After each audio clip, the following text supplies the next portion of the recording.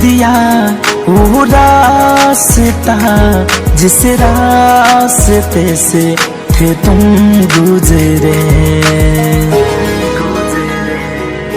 छोड़ दिया वो रास्ता जिस रास्ते से थे तुम गुजरे।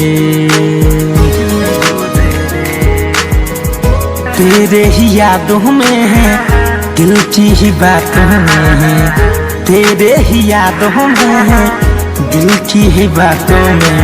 यूं तो रहा ये दिल मेरा जिस दिल में तुम रहती थी। छोड़ दिया वो रास्ता जिस रास्ते से तुम थे गुजरे।